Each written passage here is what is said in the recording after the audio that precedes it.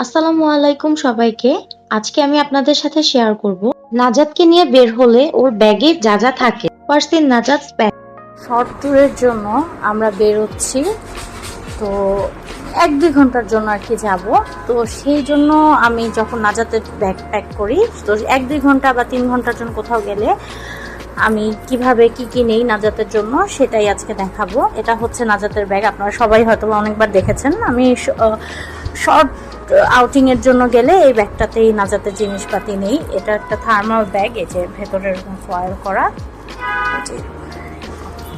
তো প্রথমে যেটা করব সেটা হচ্ছে অবশ্যই ডায়াপার, ওয়াইপস আর ইউরিন ম্যাট, এটা নিতে হবে। তো আমি যেটা করি, এই যে এরকম একটা ব্যাগে, এটার মধ্যে ভেলক্রো লাগানো আছে, এরকম একটা ব্যাগে ওর ওর ডায়াপার, ম্যাট ট্যাট এগুলো। তো প্রথমে আমি এই জিনিসটা ব্যাগে ডায়াপার রাখার পরে আমি ওর ব্যাগে সবসময় 2টা রুমাল, সব ব্যাগে 2টো করে রুমাল অ্যান্ড একটা হচ্ছে গিয়ে এরকম পকেট টিস্যু থাকেই।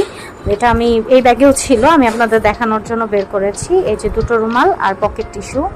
তারপরে নিচ্ছি হচ্ছে একটা বড় রুমাল আর ভিপটা আমি ওর নিউবর্ন সময় থেকেই ক্যারি করি।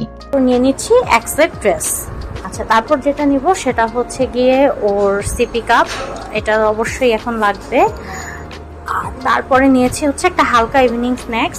আজকে আমি ওর জন্য নিয়েছি হচ্ছে জাস্ট সুইট পটেটো, যেহেতু খুব শর্ট টাইমের জন্য যাচ্ছি। নাস্তা হিসাবে বিকেলেও যেটা খাবে সেটাই নেওয়া হচ্ছে। নাজাতের শর্ট ট্যুরের ব্যাগ রেডি। আর লং টাইমের জন্য বের হলে আমি এই জিনিসগুলোই নেই, হয়তো 2-1টা কোয়ান্টিটি বাড়িয়ে নেই, যেমন ডায়াপার 2টো বেশি নেই, 2টা ড্রেস বেশি নেই, ওর ফুড আইটেম বেশি নিয়ে, সাথে খেলনা আর ডিসপোজাল ব্যাগ অবশ্যই ক্যারি করি।